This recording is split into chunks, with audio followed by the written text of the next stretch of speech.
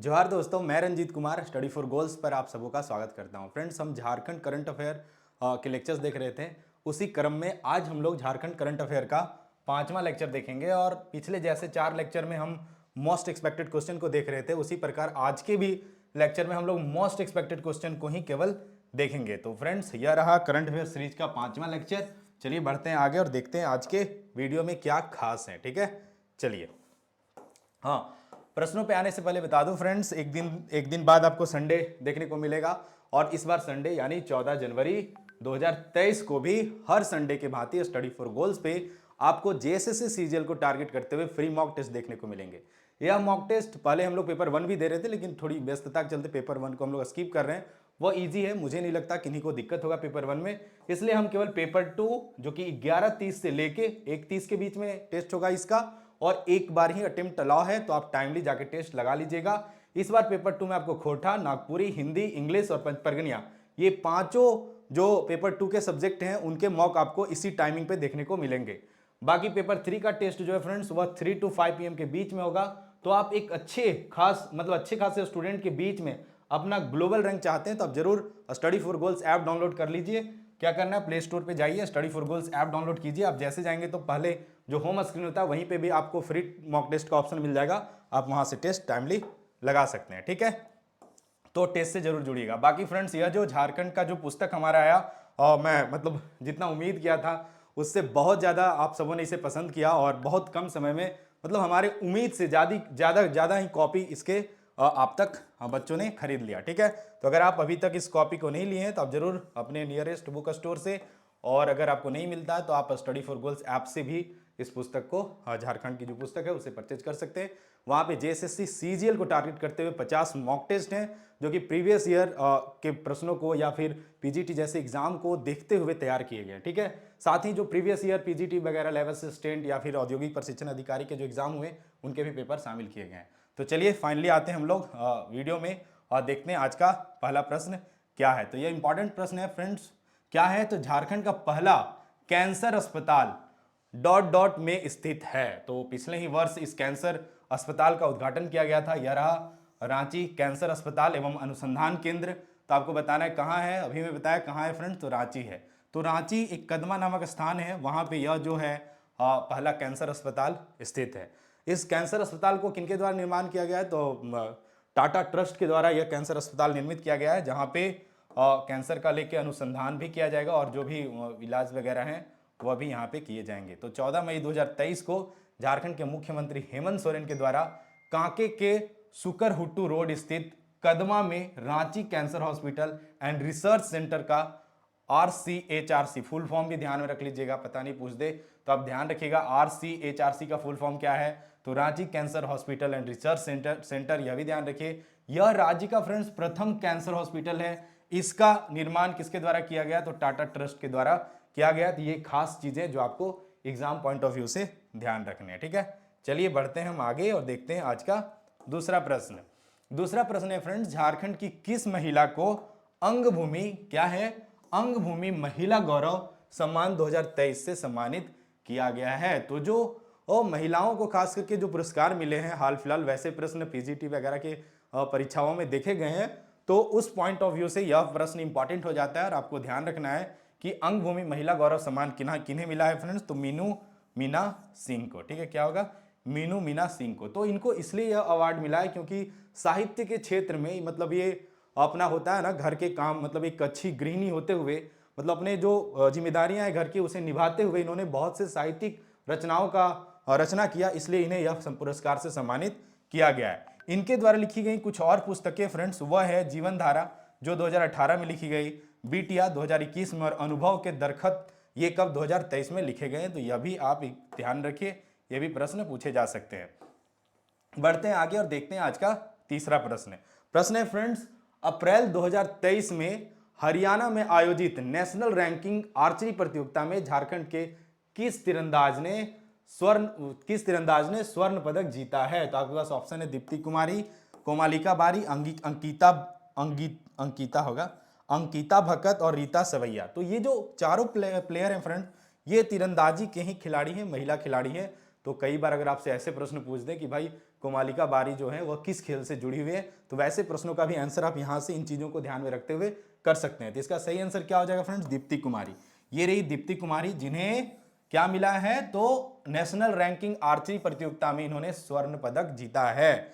Explanation देख लीजिए, final में जब ये खेल रही थी इस प्रतियोगिता में, तो झारखंड की ही खिलाड़ी कौन, तो अंकिता भगत को ही सीनियर वर्ग के फाइनल में हराकर पदक जीता है। अच्छा, मेरा घड़ी बार बार साउंड कर रहा है तो मैं ब्लूटूथ ऑफ कर देता हूँ, ठीक है। चलिए बढ़ते हैं आगे और देखते हैं अगला प्रश्न। चौथा प्रश्न है फ्रेंड्स, झारखंड के पर्यटन स्थल टांगीनाथ धाम, अंजन धाम, गोबरसिल्ली एवं नवरत्नगढ़ खाली स्थान जिले में स्थित है। मैं अगर जीएस टाइप के भी प्रश्न लाया हूं तो उसका कहीं ना कहीं कुछ न्यूज में चर्चा में रहा, इसलिए उसे करंट अफेयर के रूप में शामिल किया हूं। और एग्जाम में जो प्रश्न पूछे जाते हैं इसी तरह पूछे जाते हैं। आप नेशनल करंट अफेयर वगैरह में देखेंगे, जहां पे अगर हमारे देश के प्राइम मिनिस्टर विजिट किए हैं तो वैसे देश के कैपिटल करेंसी आपको पूछे जाते हैं। तो झारखंड में भी ऐसा हो सकता है। तो ये जो टांगीनाथ धाम, अंजन धाम और गोबरसिल्ली एवं नवरत्नगढ़ है, तो जो इस संबंधित जिले के जो उपायुक्त थे, इन सब पर्यटन स्थल के जीर्णोद्धार के लिए या फिर इन्हें और अच्छे से विकसित करने के लिए एक प्रपोजल भेजे थे गवर्नमेंट को, इसलिए यह चर्चा में था। तो आपको पता होना चाहिए टांगीनाथ धाम, अंजन धाम, गोबरसिल्ली और नवरत्नगढ़ किस जिले में स्थित है फ्रेंड्स, तो गुमला जिले में स्थित है, ठीक है। आई होप कि आपको यह ध्यान में रहेगा और अब एग्जाम में प्रश्न पूछेगा तब करके भी आएंगे। तो फ्रेंड्स, पालकोट गुमला से 25 किलोमीटर की दूरी पर स्थित गोबरसिल्ली, जो गोबरसिल्ली जगह है फ्रेंड्स, उसे झूलता हुआ पहाड़ भी कहा जाता है। और गुमला के जो नवरत्नगढ़ है उसके बारे में पिछले करंट अफेयर में भी बताया था कि यह वर्ल्ड हेरिटेज में शामिल है और यह राज्य का सबसे बड़ा पर्यटन स्थल के रूप में विकसित किया जा रहा है, ठीक है। तो ये सब भी ध्यान में रखिए। चलिए बढ़ते हैं आगे और देखते हैं आज का पांचवा प्रश्न। प्रश्न है फ्रेंड्स, संथाल परगना का पहला प्राकृतिक आधारित सीएनजी स्टेशन का उद्घाटन किस शहर में किया गया है। तो यह एक अच्छा पहल है। सीएनजी आधारित अगर जो वाहन वगैरह हैं उनका प्रयोग करने से क्या होता है, पर्यावरण का पॉल्यूशन वगैरह नहीं होता है, तो उस नज़रिए से यह अच्छी पहल है और ये भविष्य का ईंधन के रूप में विकसित किया जा रहा है। तो जो संथाल परगना का पहला प्राकृतिक आधारित सीएनजी गैस स्टेशन कहाँ पे खोला गया फ्रेंड्स, तो इसका सही आंसर होगा देवघर में, ठीक है। वो यहाँ के जो सांसद है निशिकांत दुबे, उनके द्वारा इसका उद्घाटन किया गया था, ठीक है। चलिए बढ़ते हैं आगे और देखते हैं अगला प्रश्न। छठा प्रश्न है फ्रेंड्स, झारखंड के कितने जिलों को भूमि सम्मान पुरस्कार से सम्मानित किया गया। यह भी प्रश्न इंपॉर्टेंट है। भूमि सम्मान पुरस्कार से सम्मानित किया गया है झारखंड के कितने जिलों को। ये महामहिम राष्ट्रपति द्रौपदी मुर्मू, जो कि पहले झारखंड की पहली महिला राज्यपाल भी रह चुकी हैं और सबसे लंबे कार्यकाल तक ये झारखंड की राज्यपाल रही हैं। तो इनके द्वारा कितने जिलों को सम्मानित किया गया, मतलब जिलों को सम्मानित किया गया, उनके उपायुक्त महोदय लोग को सम्मानित किया गया होगा। तो इसका आंसर आपको बताना है 3, 5, 7 और 9। तो इसका सही आंसर हो जाएगा फ्रेंड, झारखंड के 9 जिलों को भूमि सम्मान पुरस्कार से सम्मानित किया गया। अच्छा, ये भूमि सम्मान पुरस्कार है क्या है, तो जो भूमि वगैरह के कागज वगैरह होंगे, आप अपने घर वगैरह में भी देखते होंगे कि एकदम से पुराने 16वीं सदी के पेपर में आपको कागज वगैरह में दिखेंगे भूमि का डिटेल लिखा हुआ रहता है। तो इसका क्या हुआ कि इन जिलों ने इन सब कागज को डिजिटलाइजेशन किया, इनको डिजिटली मतलब संजोया है कि ताकि जो है इसे अच्छे से देखा जा सकता है और लोगों को मतलब जो जमीन से जुड़े अभिलेख हैं या फिर जो कागज हैं उसे अच्छे से मतलब जो भी उसका उपयोग है उसे अच्छे से सेवा में लाया जा सके, ठीक है। तो भूमि अभिलेखों के पूर्ण डिजिटलीकरण में उत्कृष्ट कार्य के लिए नई दिल्ली स्थित विज्ञान भवन में राष्ट्रपति द्रौपदी मुर्मू ने झारखंड के 9 जिलों के उपायुक्तों को भूमि सम्मान पुरस्कार से सम्मानित किए हैं। ये 9 जिले कौन से हैं फ्रेंड्स, लोहरदगा, गुमला, सिमडेगा, चतरा, खूंटी, सरायकेला एवं पश्चिमी सिंहभूम, गिरिडीह एवं दुमका है, ठीक है। तो आप ध्यान में रखिए, जिले तो नहीं पूछेंगे लेकिन अगर पूछ दिया जाए, ऑप्शन दे दिया जाए तो ये भी ध्यान रखिए कि एटलीस्ट ऑप्शन एलिमिनेट करके आप सही आंसर कर पाए, ठीक है। चलिए बढ़ते हैं आगे और देखते हैं अगला प्रश्न। 7वां प्रश्न है फ्रेंड्स, जलापूर्ति पाइपलाइनों के नेटवर्क को बनाए रखने तथा गांवों को प्लास्टिक मुक्त बनाने और पानी के संरक्षण के लिए निम्न में से किन्हें राष्ट्रपति द्वारा सम्मानित किया गया है। तो आपके पास ऑप्शन है पूजा देवी, पार्वती देवी, मुन्नी देवी और उपरोक्त तीनों। तो ये जो तीनों हैं इन्हें राष्ट्रपति द्वारा इनके नेक कार्य के लिए इन्हें राष्ट्रपति द्वारा सम्मानित किया गया है, ठीक है। क्या इन्होंने नेक कार्य किया है? तो फ्रेंड्स गाँवों में क्या है, प्लास्टिक मुक्त बनाने में इनका योगदान रहा और जलापूर्ति पाइपलाइनों के नेटवर्क बनाए रखने में इनका योगदान रहा, इसलिए इन्हें मतलब पानी के संरक्षण में भी इनका योगदान रहा, इसलिए इन्हें राष्ट्रपति द्वारा सम्मानित किया गया है। ये जो गांव हैं उन्हें भी याद रखें क्योंकि यहाँ से भी प्रश्न पूछे जा सकते हैं। कोडरमा के मरकच्चो प्रखंड के अरकोसा गांव की पूजा देवी, कच्छीटाड़ की पार्वती देवी और रांची के कांके प्रखंड की पिठोरिया पंचायत की मुखिया मुन्नी देवी का नाम शामिल है। 8 मार्च यानी अंतर्राष्ट्रीय महिला दिवस के अवसर पर फ्रेंड्स विज्ञान भवन नई दिल्ली में आयोजित समारोह में इन्हें राष्ट्रपति द्वारा सम्मानित किया गया है। ठीक है, चलिए बढ़ते हैं आगे और देखते हैं अगला प्रश्न। प्रश्न है फ्रेंड्स, रक्षक ऐप क्या है? रक्षक ऐप का शुरुआत झारखंड के किस जिला प्रशासन के द्वारा किया गया है? तो इसका सही आंसर क्या हो जाएगा फ्रेंड्स? सिमडेगा, जिसे नर्सरी ऑफ गेम्स के नाम से जाना जाता है और हॉकी के क्षेत्र में अपना सिमडेगा बहुत आगे है। रक्षक ऐप का जो शुभारंभ प्रारंभ है यहीं से किया गया है। तो रक्षक ऐप जनरली क्या है फ्रेंड्स? तो ये थोड़ा सा वैसे क्षेत्र जहाँ पे क्राइम होने की संभावना ज़्यादा है वहाँ पे QR कोड लगाने का प्रावधान किया गया ताकि जो पुलिस वगैरह भी होते हैं वह रेगुलर अगर गश्ती जा रहे हैं तो वहाँ पे उनको QR कोड स्कैन करना होता है। इससे यह पता चलता है कि प्रॉपर जो है वहाँ पे पुलिस का प्रेजेंस है। दूसरी की जो कोई संकट में भी है तो उन्हें भी इस QR कोड से मदद किया जा सकता है। ठीक है, और इस ऐप में और भी सुविधा दिया गया जस्ट लाइक कि आप इस ऐप से तुरंत कॉल कर सकते हैं, तुरंत आपको सुविधा वगैरह मिल सकता है। कुछ भी डिटेल है उतना खास नहीं, उतना मतलब हमें एग्जाम पॉइंट ऑफ व्यू से उतना डिटेल नहीं जानना है। इतना आप जानिए कि रक्षक ऐप जो है उसका शुरुआत सिमडेगा जिला पुलिस के द्वारा किया गया है। ठीक है, चलिए बढ़ते आगे और देखते हैं अगला प्रश्न क्या है। 9वां प्रश्न है फ्रेंड्स, झारखंड के किस शहर में सॉफ्टवेयर पार्क गठन के प्रस्ताव को केंद्रीय इलेक्ट्रॉनिकी और सूचना प्रौद्योगिकी मंत्रालय ने मंजूरी दी है? तो ये वेरी वेरी इंपॉर्टेंट है। क्यों वेरी वेरी इंपॉर्टेंट है? कि भाई अभी वर्तमान समय में क्या है, साइंस एंड टेक्नोलॉजी के क्षेत्र में अपना जो पूरा विश्व ही कहें काफ़ी तेज़ी से आगे बढ़ रहा है। ये देखिए software technology park India Deoghar में, और देवघर में पहले से सॉफ्टवेयर टेक्नोलॉजी, देवघर और रांची में पहले से सॉफ्टवेयर टेक्नोलॉजी पार्क मौजूद हैं और अभी 3 और टेक्नोलॉजी पार्क को मंजूरी मिला है। और वो तीनों कहाँ पे बनेंगे फ्रेंड्स? तो जमशेदपुर, धनबाद में और बोकारो में। तो ये तीनों जिला का नाम याद रखिए। तो इसका सही आंसर क्या हो जाएगा फ्रेंड्स? उपरोक्त तीनों जिला में सॉफ्टवेयर टेक्नोलॉजी पार्क का गठन किया जा रहा है। ठीक है, चलिए बढ़ते हैं आगे और देखते हैं अगला प्रश्न। 10वां प्रश्न है फ्रेंड्स, हाल ही में दुर्लभ प्रवासी पक्षी क्या है? लेसर एडजुटेंट स्टार्क, जिसे हम लोग गरुड़ कहते हैं और जो लोकल भाषा में गांडा गंदूर भी कहा जाता है। तो ये झारखंड के किस शहर में देखे गए हैं? ये रहे गरुड़, जो कि बहुत ही विलुप्त प्राय गरुड़ हैं, पक्षी हैं, जो कि पिछले ही ईयर में झारखंड में देखे गए हैं।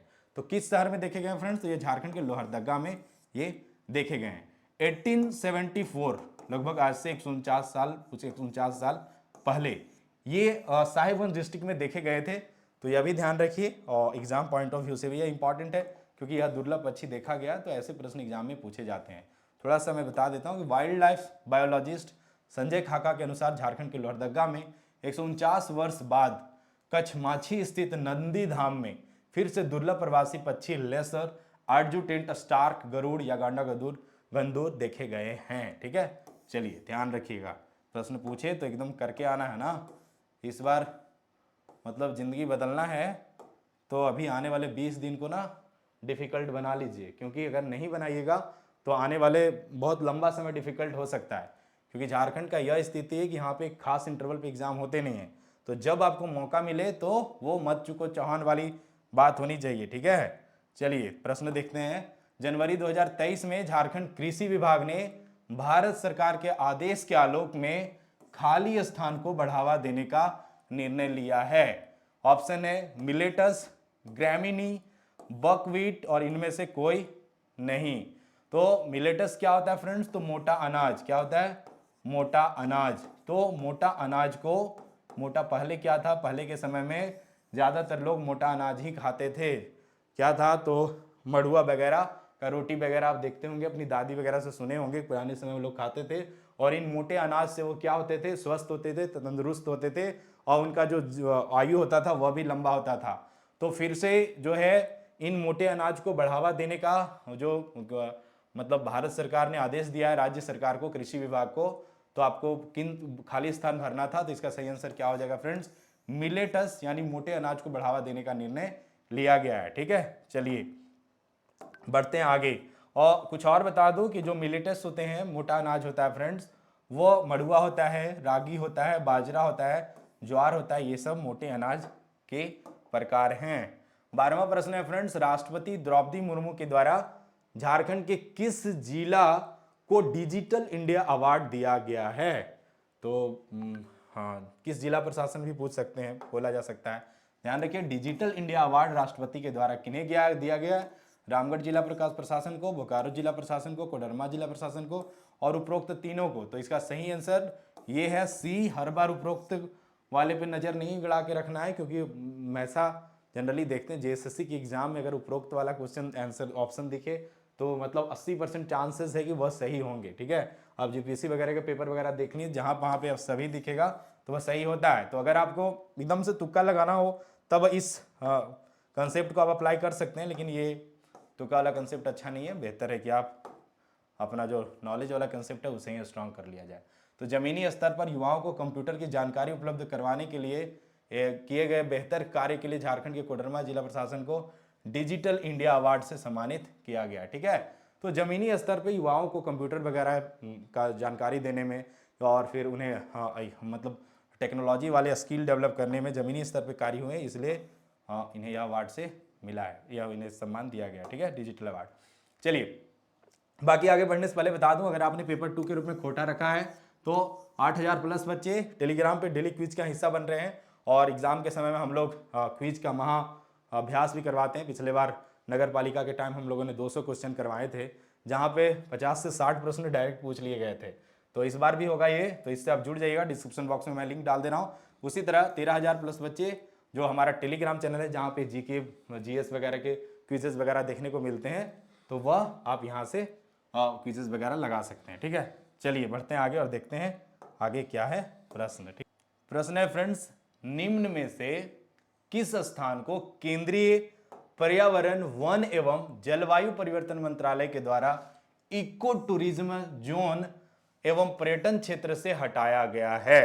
तो पिछले साल यह काफी चर्चा में रहा था। जो जैन धर्म के लोग थे उन्होंने पूरे विश्व स्तर पे इसका विरोध किए थे, जिसके परिणाम स्वरूप क्या है कि केंद्रीय पर्यावरण एवं वन व जलवायु परिवर्तन मंत्रालय के द्वारा इको टूरिज्म जोन एवं पर्यटन क्षेत्र से इस क्षेत्र को हटाया गया। तो आपके पास ऑप्शन है श्री समेत शिखर, सरुद पहाड़ी, लुगु पहाड़, उपरोक्त तीनों। तो इसका सही आंसर क्या हो जाएगा फ्रेंड्स, श्री समेत शिखर। जो पारसनाथ की सबसे ऊंची चोटी है उसे श्री समेत शिखर कहा जाता है। झारखंड का पारसनाथ जो है, यहाँ से बहुत से एग्जाम में प्रश्न पूछे जाते हैं। झारखंड का जो पारसनाथ पहाड़ी है उसका ऊंचाई कितना है फ्रेंड्स, तो 1365 मीटर। यह भी ध्यान रखिए, कहीं पे 1-2 आगे रहता है तो डोंट वरी, आप नियरेस्ट जाके ध्यान रखिए। सरुद पहाड़ी को भी जानिए, ये झारखंड का दूसरा सबसे ऊंचा स्थान है। ठीक है, और इसका ऊंचाई 1164 मीटर इस आसपास है। ठीक है, तो पहला और दूसरा आपको ध्यान में रखना चाहिए। लुगुबुरु पहाड़ जो कि कहाँ पे है, बोकारो में है। यह भी संथालियों का बहुत ही धार्मिक स्थल है, तो वह भी ध्यान रखिए। ठीक है, यहाँ से भी प्रश्न बन सकते हैं। ये जो यहाँ पे विवाद था फ्रेंड्स, यह विवाद एक्चुअली में क्या था कि जो पारसनाथ है, आप सभी जानते हैं कि ये जैन धर्म का एक धार्मिक स्थल है। जैन धर्म के जो 24 तीर्थकर हैं उनमें से 20 लोगों को, वो 20 तीर्थकरों को निर्वाण इसी स्थान पे प्राप्त हुआ है। और इसका नाम जो जैन धर्म के 23वें तीर्थकर थे, 23वें तीर्थकर थे या तीर्थंकर थे, उन्हें उनके नाम, यानी जैन धर्म के 23वें तीर्थंकर कौन थे फ्रेंड्स, तो पारसनाथ। तो उन्हीं के नाम पे इस स्थान का नाम पारसनाथ पड़ा है। तो वो 2019 में जो रघुवर सरकार की गवर्नमेंट थी, वहां पे गजट के द्वारा से एक मतलब गजट के द्वारा बताया गया था कि इसे पर्यटन क्षेत्र, वहां पे जो मधुवन क्षेत्र है, इसे पर्यटन क्षेत्र के रूप में चिन्हित किया गया था। बाद में पुनः इसे धार्मिक पर्यटन क्षेत्र के रूप में चिन्हित किया गया 2022 में हेमंत सरकार के द्वारा। तो इन सब चीजों को देखते हुए क्या था, अगर इसे तीर्थ स्थल के जगह पे पर्यटन स्थल के रूप में घोषित कर दिया जाए तो क्या होगा, यहाँ पे जो है मदिरा वगैरह का उनका मानना था, जैन धर्म वालों को यह कहना था कि यहाँ पे मदिरा वगैरह का सेवन वगैरह बढ़ जाएगा और कोई भी तीर्थ स्थल पे यह वाकई में जायज नहीं है। तो इसी को ध्यान में रखते हुए गवर्नमेंट ने जो वन पर्यावरण मंत्रालय, यह पर्यावरण मंत्रालय भी बाद में इसे क्या कहते हैं वन्य जीव अभयारण्य के रूप में चिन्हित किया था। तो इन सब से क्या हो रहा था कि यहाँ पे अगर इसको टूरिज्म क्षेत्र के रूप में घोषित कर दिया जाए तो जो टूरिज्म के रूल्स एंड रेगुलेशन है वह यहाँ पे इंप्लीमेंट होने लगेंगे। तो इन सब को विरोध करते हुए विरोध हुआ वगैरह, इस पे एक डिटेल वीडियो भी स्टडी फॉर गोल्स पे अवेलेबल है, तो वहां से देख लीजिएगा। तो इन विरोध के फलस्वरूप क्या हुआ कि केंद्रीय मंत्रालय ने इसे इको टूरिज्म जोन एवं पर्यटन क्षेत्र के जो मतलब रूल्स रेगुलेशंस है यहाँ पे लागू नहीं होगा, उसे बैन कर दिया। ठीक है, तो एग्जाम पॉइंट ऑफ व्यू से इंपॉर्टेंट है, इसे आप ध्यान रखिएगा। चलिए बढ़ते हैं आगे, देखते हैं अगला प्रश्न। मरांगोम के जयपाल सिंह मुंडा पारदेशीय छात्रवृत्ति योजना के संदर्भ में निम्न में से कौन सा कथन गलत है? गौर से क्वेश्चन पढ़ के आइएगा, एक दो गलत करके नहीं आ जाइएगा, क्योंकि सही है और गलत है में अक्सर लोग कंफ्यूज कर जाते हैं। तो चलिए देखते हैं ऑप्शन। यह योजना अनुसूचित जनजाति एवं अनुसूचित जाति वर्ग के छात्रों के लिए है। छात्र छात्राओं की अधिकतम उम्र इस योजना का लाभ उठाने के लिए 35 वर्ष होनी चाहिए, मतलब अधिकतम उम्र 35 वर्ष से ज्यादा नहीं होना चाहिए, मतलब उससे कम ही होना चाहिए। आवेदक या आवेदक के माता पिता या अभिभावक की संपूर्ण पारिवारिक आय, केवल एक पर्सनल है, संपूर्ण 12 लाख रुपए से प्रति वर्ष से अधिक नहीं होनी चाहिए। चयनित छात्र छात्राओं को यूके एंड नॉर्दर्न आयरलैंड अवस्थित विश्वविद्यालयों संस्थाओं में चयनित कोर्स में उच्च स्तरीय शिक्षा हेतु वित्तीय सहायता प्रदान की जाती है इस योजना के तहत। कितने छात्रों को? तो 25 छात्रों को, यह भी ध्यान में रखिए। ठीक है, तो आपको बताना है इनमें से कौन सा ऑप्शन गलत है। तो इसका सही गलत ऑप्शन कौन है फ्रेंड्स? तो ऑप्शन ए यहाँ पे दे दिया है अनुसूचित जनजाति एवं अनुसूचित जाति वर्ग, पर यहाँ पे क्या होगा फ्रेंड्स? अनुसूचित जाति एवं अनुसूचित जनजाति के अलावे अल्पसंख्यक एवं पिछड़ा वर्ग के छात्रों को भी इस छात्रवृत्ति योजना, पारदेशी छात्रवृत्ति योजना का लाभ मिल रहा है। ठीक है, तो ध्यान रखिएगा। पहले यह था सो पहले अनुसूचित जनजाति एवं अनुसूचित जाति के लिए था, जिसमें 10 लोगों को भेजा जा रहा था, लेकिन बाद में इसमें यह संख्या को बढ़ा के 25 कर दिया गया और इसमें अल्पसंख्यक वर्ग एवं पिछड़ा वर्ग को भी शामिल किया गया है। ठीक है, तो ध्यान रखिएगा, ये इंपॉर्टेंट प्रश्न है। जेपीएससी में एक प्रश्न, पिछले जेपीएससी में यहाँ से एक प्रश्न पूछा गया था और बहुत से बच्चे कंफ्यूज हो गए थे। 15वां प्रश्न है फ्रेंड्स, साइकिल योजना के तहत, आप सभी जानते हैं सरकारी स्कूल में पढ़े होंगे तो वो तो इसका आंसर इजिली कर लिए होंगे, कर लेंगे क्योंकि उन्हें इस वर्ग में साइकिल मिला होगा। तो साइकिल योजना के तहत किस वर्ग के छात्र छात्राओं को साइकिल देने का प्रावधान इस योजना के तहत किया गया है? तो ऑप्शन है 7, 8, 9 और 10। किस क्लास के फ्रेंड्स? तो कक्षा 8 के छात्र छात्राओं को साइकिल दी जाती है गवर्नमेंट ऑफ झारखंड के द्वारा। ठीक है, चलिए बढ़ते हैं आगे और थोड़ा डिटेल में बता दूं कि झारखंड राज्य के सरकारी विद्यालयों के कक्षा 8 में अध्ययनरत अनुसूचित जनजाति, अनुसूचित जाति, अल्पसंख्यक एवं पिछड़ा वर्ग के छात्र छात्राओं को निःशुल्क साइकिल वितरण किया जाता है। ठीक है, चलिए बढ़ते हैं आगे और देखते हैं प्रश्न।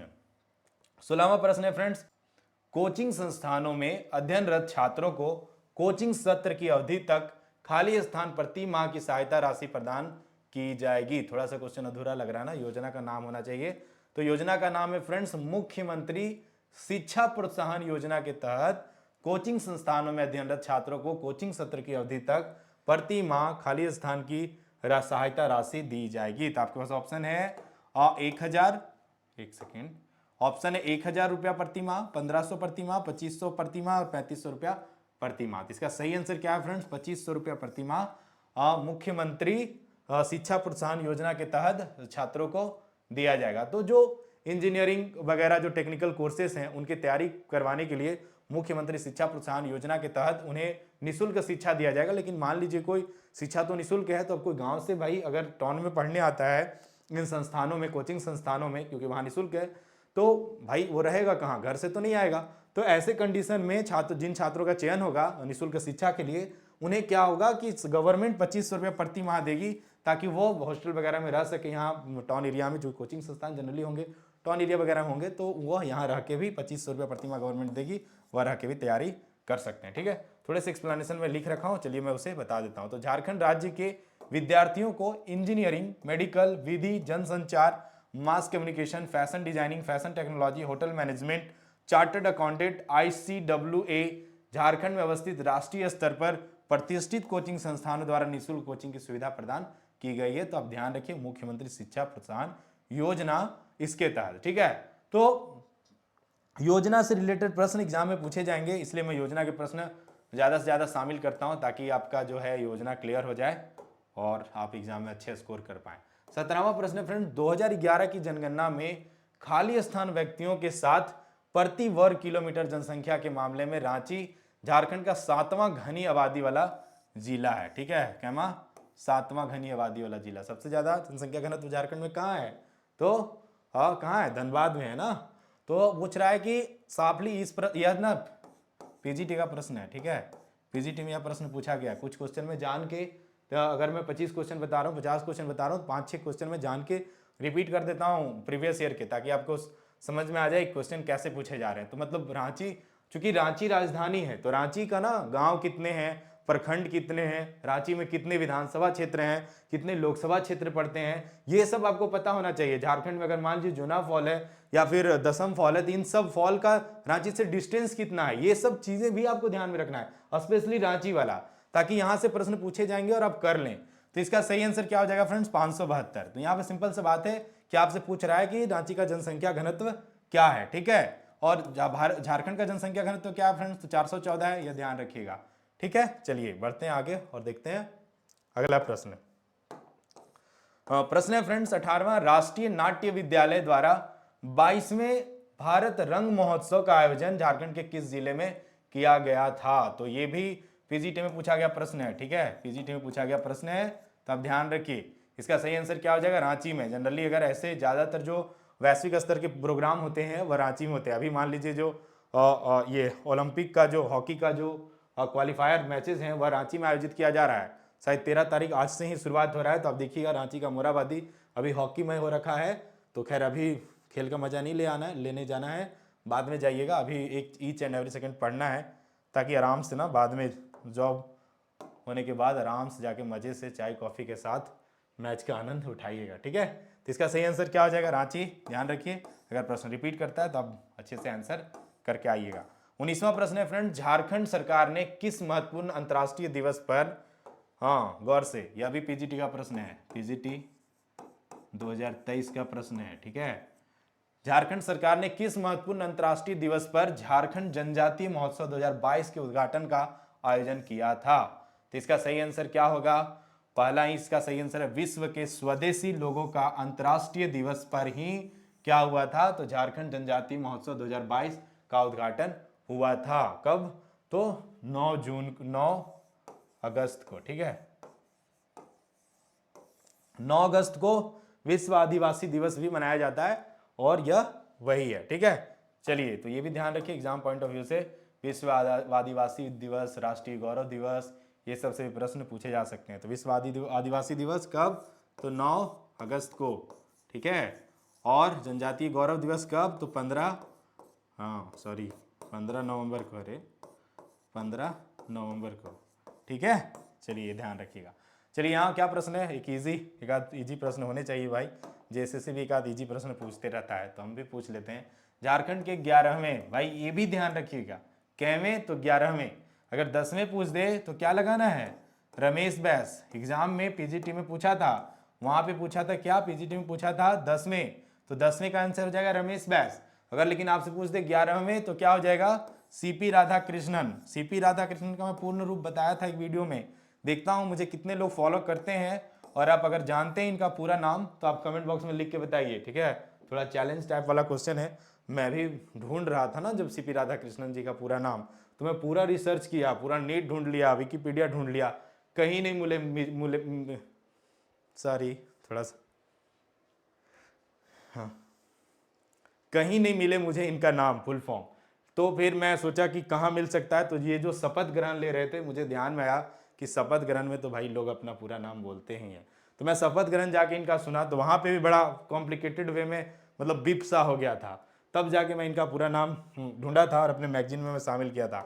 आप बताइए, नहीं सकिएगा, मैं अगले क्लास में बता दूंगा। ठीक है, तो सीपी राधाकृष्णन के बारे में जानिए फ्रेंड्स। इनका जन्म हुआ था 4 मई 1957 को। यह एक भारतीय राजनेता है जो 2023 से झारखंड के 11वें, कहीं कहीं 10वें भी मिलता है, क्योंकि ये जो कार्यवाहक थे उन्हें हटाता है, लेकिन ये ध्यान रखिए ये 11वें है। ठीक है, 11वें राज्यपाल हैं। वह भारतीय जनता पार्टी के सदस्य थे और कोयम्बटूर से 2 बार लोकसभा के लिए चुने भी गए थे। तो इनके बारे में इतना चीज आप ध्यान में रखिए।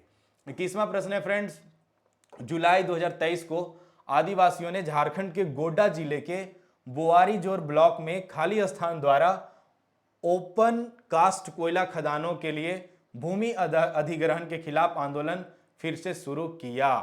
तो ऑप्शन है Tata refractories limited, RRV construction, SS mining, eastern coalfield limited. तो ये चार ऑप्शन में सही आंसर क्या हो जाएगा? तो ये ऑप्शन डी इसका सही आंसर क्या है? Eastern coalfield limited. ठीक है, तो ये अगर कॉमन सेंस भी लगाना ध्यान रखिएगा, ईस्टर्न कोलफील्ड लिमिटेड का जो जुलाई 2023 को आदिवासियों ने झारखंड के गोड्डा जिले में बोआरीजोर ब्लॉक में किसका विरोध कर रहे थे? तो ईस्टर्न कोलफील्ड लिमिटेड द्वारा ओपन कास्ट कोयला खदानों के लिए भूमि अधिग्रहण के खिलाफ वे आंदोलन शुरू किए थे। तो यह भी किसमें? पीजीटी में पूछा गया प्रश्न है। मैं जानबूझ के कॉम्प्लिकेटेड प्रश्न नहीं बता रहा हूँ, जो पूछे गए हैं वही बता रहा हूँ ताकि आप अवेयर हो जाएं और अपना जो लेवल है वह बढ़ा लें और 2x मोड में अभी पढ़ते रहें ताकि 20 दिन में 40 दिन का पढ़ाई कर लें और फाइनली वो मेडल ले आना है। क्या मेडल? प्रशस्ति पत्र, ज्वाइनिंग लेटर ले आना है। ठीक है, चलिए 22वां प्रश्न है, झारखंड ने होगा या झारखंड ने जनवरी 2023 में प्रवासियों को पहला, हाँ झारखंड में होगा, चलिए इसको सुधारते हैं। झारखंड में जनवरी 2023 में प्रवासियों का पहला सर्वेक्षण शुरू किया जिसमें 24 जिलों के खाली स्थान घर परिवार शामिल थे। तो इसका सही आंसर हो जाएगा 24 जिलों के 11,000 घर परिवार शामिल थे। ठीक है, प्रवासियों जो बाहर के रहने वाले हैं उनसे संबंधित है सर्वेक्षण यह। ठीक है, चलिए फिलहाल आप ध्यान रखिए, एग्जाम पॉइंट ऑफ व्यू से अगर रिपीट हो तो बनाइएगा, अदरवाइज 1-2 क्वेश्चन होते हैं छोड़ने के लिए, तो वो भी छोड़ने का आदत लगाना है क्योंकि क्या करना है, अपना मैक्सिमम स्कोर करना है। किसी क्वेश्चन में एकदम फंस के ये नहीं बोलना अरे हमसे नहीं बना, मैं तो पूरा 365 दिन पढ़ रहा हूँ, तो वहाँ पे ना 30 मार्क खानी बनना है। जहाँ पे आप फंस रहे हैं मैथ वगैरह में अगर फंस रहे हैं, कोई नहीं, छोड़ के आगे बढ़ जाना है। जब 150 प्रश्न बन जाएंगे तो लास्ट में आके उस पर रिसर्च करना है। ठीक है, अगर समय है तो रिसर्च होगा, नहीं है तो भाई 150 में अगर 110 भी आ गए तो 110 लाना, बहुत सुनना आसान लगता है 110 मार्क्स 150 में लाना, लेकिन ये है कठिन काम। मुझे लगता है अगर इतना कोई ले आता है तो उसका मेरिट में मतलब नाम होना चाहिए। ठीक है, बाकी ओरिजिनल पेपर में तो भाई 95 से कम लाना नहीं है, उसमें तो पूरे स्कोर करने हैं। ठीक है, प्रश्न है फ्रेंड 23वां, ICAR मतलब Indian council of agricultural research. ठीक है, यही फुल फॉर्म है, Indian council of agriculture research CRIDA की वार्षिक रिपोर्ट 2017-18 के अनुसार अरहर के बराबर अधिक उपज के लिए अरहर और भिंडी की अंतर फसल, इन दोनों का अंतर फसल का प्रदर्शन झारखंड के किस जिले में किया गया था? तो इसका सही आंसर हो जाएगा गढ़वा जिले में किया गया था। ठीक है, तो जो झारखंड कृषि विश्वविद्यालय समझ के रांची नहीं करना है, शब्द को ध्यान रखना है। थोड़ा सा तो ये टफ प्रश्न है, लेकिन है तो पूछा गया है और पूछा गया है तो आपको बताना मेरा दायित्व है ताकि आप अवेयर रहें और अच्छे लेवल के प्रश्न करें, जैसा कि मैं अच्छे लेवल के प्रश्न आपको करवाते आ रहा हूं। इसका फुल फॉर्म जान लीजिए, CRIDA का क्या है? Central research institute for dry land agriculture. ठीक है, चलिए बढ़ते हैं आगे और देखते हैं अगला प्रश्न, यानी 24वां प्रश्न क्या है फ्रेंड्स, हाल ही में झारखंड की किस बॉक्सर ने IBA यानी international badminton association junior world boxing championship में रजत पदक जीता है? ठीक है, तो ये अचीवमेंट है झारखंड के लिए क्योंकि पहली बार किसी झारखंड के बॉक्सर ने यह रजत मेडल भी लेकर आई हैं। तो इसका सही आंसर हो जाएगा क्या है? अमीषा क्रिकेटा। फिलहाल अब ध्यान रखिए, अमीषा क्रिकेटा जो है वो एक झारखंड की बॉक्सर है, तो अगर इनके बारे में नाम देके पूछ दे कि ये किस खेल से जुड़ी हुई है तो आप निसंदेह क्या लगाना है? बॉक्सर लगाना है और सही आंसर करके आना है। बाकी रोज क्रिकेटा ध्यान रखिएगा, इनकी पुस्तकें बहुत पूछी जा रही है JSSC के एग्जाम में। जनसीता क्रिकेटा के बारे में भी बहुत पूछा जाता है, तो इन दोनों के नाम और achievement exam point of view से ध्यान में रख लीजिएगा। झारखंड राज्य खेल प्रोत्साहन सोसाइटी JSSPS की प्रशिक्षु अमीषा क्रिकेटा ने इतिहास रच दिया है। वो झारखंड की पहली बॉक्सर बन गई है जिसने IBA वर्ल्ड जूनियर चैंपियनशिप में रजत पदक जीता है। ठीक है, चलिए बढ़ते हैं आगे और देखते हैं आज का 25वां प्रश्न। एक्चुअली यह 25वां प्रश्न आज का है, लेकिन हम इससे पहले 50-50 प्रश्नों के 3 क्लासेस लिया था, यानी 150। बाद में चौथा क्लास 25 प्रश्नों का था और आज की क्लास में भी 25 प्रश्न है, यानी हम लोग यह 100 कितना हो गया? हाँ, 200वां प्रश्न चल रहा है। ठीक है, ये 200वां प्रश्न चल रहा है। तो इसका सही आंसर क्या है कि झारखंड के 28 लाख उपभोक्ताओं को राज्य सरकार खाली स्थान यूनिट तक निःशुल्क बिजली प्रदान कर रही है। तो भाई दिख गया होगा ना। तो 100 यूनिट बिजली तक राज्य सरकार, जिसका भी अगर 100 यूनिट तक बिजली उठता है तो उन्हें कोई निःशुल्क है, उनके लिए बिजली बिल नहीं दिया जाएगा। तो यह वैसे परिवार जो जिनका फाइनेंशियली प्रॉब्लम है और जिन्हें मतलब गरीबी से जूझ रहे हैं उनके लिए ठीक है, लेकिन भाई मेहनत करना है। भविष्य में ऐसा ना हो कि हमें भी गरीबी से जूझना पड़े। मैं नहीं चाहता हमारे छात्र ऐसे करें।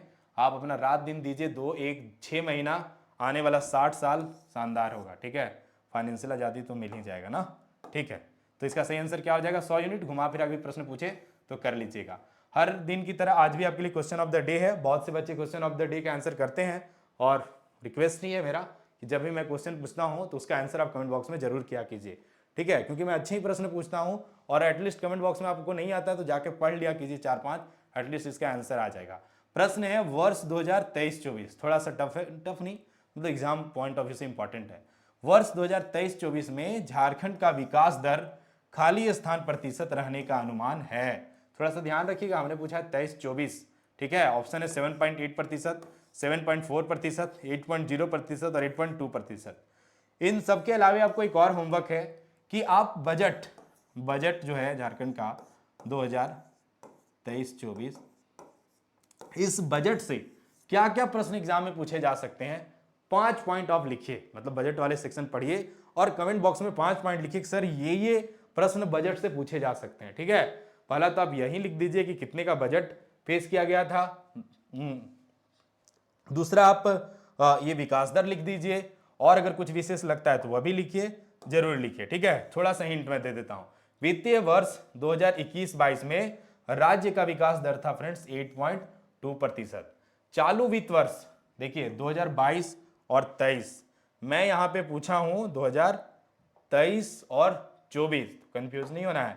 मैं बता रहा हूं 22-23 में इसके 7.8% और वर्ष 2023-24 में जो आपको आंसर करना है प्रतिशत रहने का अनुमान है वर्ष 2022-23 में देश के विकास दर जो था, देश का विकास दर कितना है 7%। और ये जो है वह हमारा जो झारखंड का विकास दर है वह देश के विकास दर से ज्यादा है। वर्ष 2023-24 में भी 6 से 6.8% देश का विकास दर रहने का अनुमान है।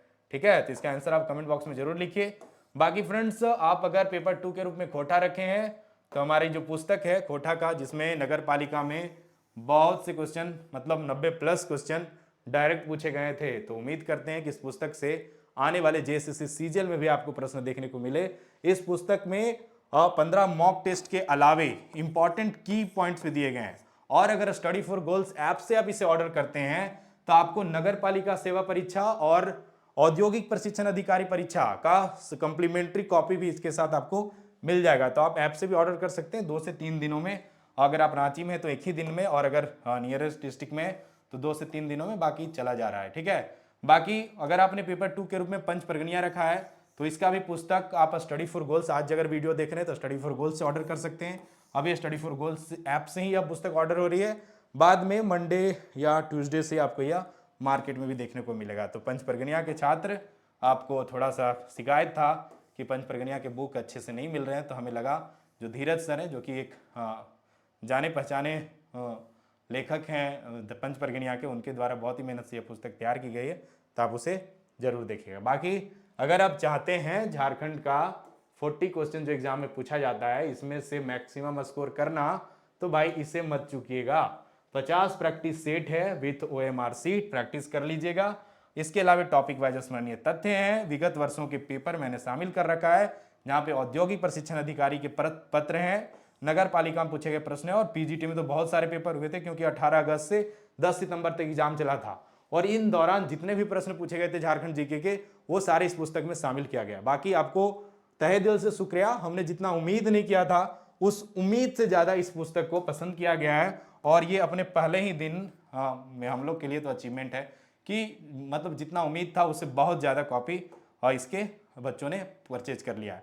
बुक में ये खास चीजें मैं बता दिया, पिछले लेक्चर में मैं डिटेल में बता दिया था, इस बार लास्ट में इसलिए बता रहा हूं ताकि बहुत से बच्चों का समय स्टार्टिंग में चला ना जाए। यह विषय सूची है जहां पे देख लीजिए सारे प्रीवियस ईयर के पेपर्स, यहाँ पे हमने 1 लाइनर फॉर्म में शामिल कर दिया है, क्योंकि लास्ट समय में क्या होता है 4 ऑप्शन देखने का भी समय नहीं होता है, फटाफट रिवीजन टाइप में सारे प्रीवियस ईयर हम कर लें, ताकि एग्जाम में अगर प्रीवियस ईयर रिपीट हो तो आप इजीली आसानी से आंसर कर पाएं। और ऐसा नहीं कि जेएसएससी के एग्जाम में रिपीट नहीं होते हैं, मतलब धड़ल्ले से क्वेश्चन रिपीट होते हैं, और हम उम्मीद करते हैं कि रिपीट हो और आप पढ़ के जाएं और आपका सिलेक्शन हो। बाकी जब पुस्तक स्टार्ट होता है तो स्टार्ट में ही मैंने 250 मोस्ट एक्सपेक्टेड क्वेश्चन दे रखे हैं, और मतलब जो खोटा वाले पेपर में हम लोगों ने मोस्ट एक्सपेक्टेड क्वेश्चन डाले थे, पहले ही पेपर से पहला ही पेज से, खोटा में पहला ही पेज से 3 से 4 क्वेश्चन वो नगर पालिका में पूछा गया था। तो उम्मीद करते हैं इस बार भी ऐसा ही हो और आपका यहाँ से भी प्रश्न पूछे जाए। सेट 1 इस तरह से आपको 40 क्वेश्चन के सेट देखने को मिलेंगे। और उसके बाद अभी बढ़ते हैं आगे, देखते हैं और क्या है खास, मैं डिस्कस कर रखा हूँ। बाकी जैसे ही कोई सेट खत्म होता है, आंसर की के बाद हमने की पॉइंट्स बता रखा है, ताकि एक सेट लगाने के बाद आप फटाफट डेली डोज के रूप में प्रश्न सीख जाएं। ठीक है, तो झारखंड राज्य का सामान्य परिचय हमने दे रखा है, और लास्ट में यार प्रीवियस ईयर नगर पालिका सेवा परीक्षा 1 लाइनर अप्रोच में, ताकि कम समय में आप इजीली सारे प्रीवियस ईयर से गो थ्रू हो जाएं। जेपीएससी, जेएसएससी, ये सारे पेपर यहाँ पे शामिल किए गए हैं। लास्ट में हमने ओएमआर शीट दे रखा है 40 प्रश्नों का, कि अगर आप प्रैक्टिस करना चाहते हैं लास्ट कुछ पेजेस फाड़ लीजिए और उसे सामने रख के ओएमआर शीट पे लगाइए, करेक्ट कितने हुए, इनकरेक्ट कितने हुए, आप अपने मार्क्स 120 आउट ऑफ कितना आया वह भी लिख सकते हैं। ठीक है, तो यही है पुस्तक, आप जरूर से जुड़िए। लिमिटेड कॉपी है तो इंतजार में नहीं रहना है, आपको यह ले लेना है। बाकी फ्रेंड्स, मैं हर दिन रिपीट करता हूं कि अगर आपको यूनिक बनना है तो आपको यूनिक काम भी करने होंगे। क्यों? क्योंकि भाई लोग हैं 5 लाख, रिजल्ट होंगे 2000, तो आपको कुछ अलग करना होगा ना। मान लीजिए अलग करने का सेंस क्या है, कुछ नहीं, बस अपने आसपास देखिए। अगर आपके आसपास 20 आपके दोस्त रहते हैं और 20 में से अगर 15 रेगुलर कहाँ जा रहे हैं, रेगुलर हर संडे वीकेंड में मूवी जा रहे हैं और हर 15 दिन पे मस्ती करने जा रहे हैं, तो अगर आप ये चीज़ों को छोड़ के पढ़ रहे हैं तो आप 20 में 1% 2% पे आगे। क्योंकि आप, मैं ये नहीं कह रहा हूँ कि घूमना बुरा है, मैं ये नहीं कह रहा हूँ कि पार्टी करना बुरा है, लेकिन हर चीज़ का वक्त होता है। ठीक है, अलग अलग लोगों के लिए अलग अलग सर्कमस्टांसेस हो सकते हैं। तो अगर आपके सर्कमस्टांसेस अलाउ नहीं कर रहे हैं, आप एक बिलो मिडिल क्लास फैमिली से बिलोंग करते हैं, तो कुछ दिन आपको सेक्रीफाइस करने हैं। ऐसा नहीं है कि मूवी रिलीज होने बंद हो जाएंगे, ऐसा नहीं है कि जो ना फॉल है या दसम फॉल है वो अपनी जगह से हट जाएगा, आप जॉब होने के बाद भी जा सकते हैं। तो फिलहाल आपका क्या गोल होना चाहिए कि फाइनली मतलब अपनों के लिए एक अच्छा जॉब लेना। तो इसके लिए क्या करने होंगे, कुछ नहीं, एक वर्ड है सैक्रिफाइस, बलिदान, वह करना होगा। मस्ती से, रील से, मोबाइल ज़्यादा चलाने से, इन सब चीज़ों से सेक्रीफाइस कर लीजिए और रात दिन पढ़िए। अभी के 20 दिन है उसे 2x मोड में 40 दिन बनाइए और एक सही स्ट्रैटेजी के साथ बैक टू बैक रिवीजन कीजिए, ताकि आपके जो है क्या कॉन्फिडेंस बिल्डअप हो जाए और आप आने वाले एग्जाम में अच्छा स्कोर कर पाएं और आपका फाइनली सिलेक्शन हो। और ये सारी मस्तियां उसके बाद आप एक्टिव कर लीजिएगा, कोई नहीं रोकेगा। आप अगर 2 बजे 12 बजे सूत के भी उठेंगे तो घर वाले बोलेंगे कि भाई ठीक है जॉब करता है, क्या ही बोलें। ठीक है, लेकिन अगर जॉब नहीं है और सूत लो 11 बजे तक, देखो आप 4 लोग गुजरेंगे, 4 ताने मार के चले जाएंगे। तो इन सब चीज़ से बचना है तो आप जरूर पढ़ाई कीजिए। Each and every second study study study with a smart strategy. ठीक है, तो ढेरों शुभकामनाएं है कि आने वाले एग्जाम में आपका सिलेक्शन हो। मैं फिर मिलूंगा इसके 6वें लेक्चर के साथ, तब तक आप अपना ख्याल रखिए और संडे मॉक टेस्ट से जरूर जुड़िएगा। संडे को कितना बजे, समय याद रख लीजिएगा, मैं इसके पोस्टर लगा दूंगा दोबारा अपने पेजेस पे। बाकी अगर हमारे चैनल पे आप नए हैं तो चैनल को सब्सक्राइब कर लीजिएगा। बाकी हमारे टेलीग्राम चैनल से जरूर जुड़ जाइएगा ताकि सारे अपडेट आपको टाइमली मिलते रहे। तो मिलता हूं मैं नेक्स्ट वीडियो में, तब तक आप अपना ख्याल रखिए। Bye bye and take care, all the best.